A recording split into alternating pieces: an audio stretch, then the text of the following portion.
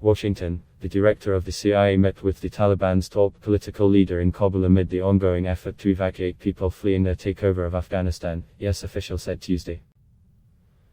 William Burns visit Monday came ahead of a planned meeting among leaders from the Group of Seven Nations about the crisis in Afghanistan and a warning from Union Human Rights Chief of credible reports of summary executions and restrictions on women in areas under Taliban control. That's fueling fears of what their rule might hold a week before US forces are set to withdraw. Michelle Bachelet urged the Human Rights Council to take bold and vigorous actions to monitor the rights situation in Afghanistan in the wake of the Taliban's stunning takeover, as she sought to ensure that international attention on the country doesn't wane. Taliban leaders have promised to restore security and tried to project an image of moderation, but many Afghans are skeptical and are racing to leave the country, leading to chaos at Kabul's international airport. Amid scattered reports, it has been difficult to determine how widespread abuses might be and whether they reflect that Taliban leaders are saying one thing and doing another, or if fighters on the ground are taking matters into their own hands. Burns traveled to Kabul on Monday to meet Abdul Ghani Baradar. The details of their discussions weren't immediately known. The Washington Post first reported Burns' meeting with Baradar. The US official confirmed the report on condition of anonymity because they were not authorized to speak publicly. G-7 leaders plan to meet later Tuesday to discuss the burgeoning refugee crisis and the collapse of the Afghan government amid wrangling over whether the fullest withdrawal of troops could be extended beyond the end of the month to allow more time to evacuate those desperate to leave. US administration officials have refused to be pinned down about whether an extension is likely or even possible, given that a Taliban spokesman has warned that August 31 is a red lines and that extending the American presence would provoke a reaction. In the meantime, tragic scenes at the airport have transfixed the world. Afghans poured onto the tarmac last week and some clung to a US military transport plane as it took off, later plunging to their deaths.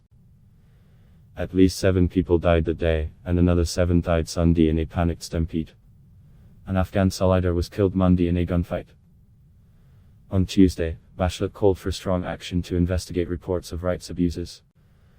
At this critical moment, the people of Afghanistan look to the Human Rights Council to defend and protect their rights, she said.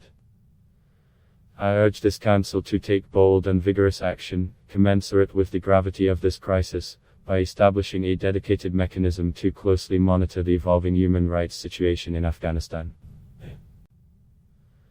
By mechanism, Bachelet was referring to the possibility that the Council might appoint a commission of inquiry, special rapporteur or fact-finding mission on the situation in Afghanistan.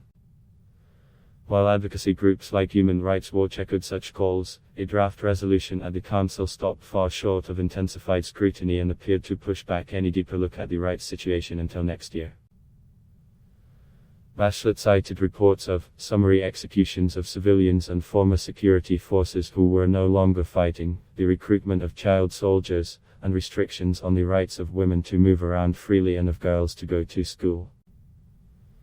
She cited repression of peaceful protests and expressions of dissent. Bachelet did not specify what time frame she was referring to or the source of her reports. Days earlier, a Norway-based private intelligence group said it obtained evidence that the Taliban have rounded up Afghans on a blacklist of people they believe worked in key roles with the previous Afghan administration or with US-led forces. Several Afghans are in hiding, saying they fear such reprisals. When the Taliban last ruled Afghanistan in the late 1990s, the group largely confined women to their homes, banned television and music, chopped off the hands of suspected thieves and held public executions. Bachelet noted that Taliban leaders have recently pledged to respect the rights of women, girls and ethnic minorities and refrain from reprisals. The onus is now fully on the Taliban to translate these commitments into reality, as she told the 47-member State Council, which is the UN's top human rights body. Adblock test. Why?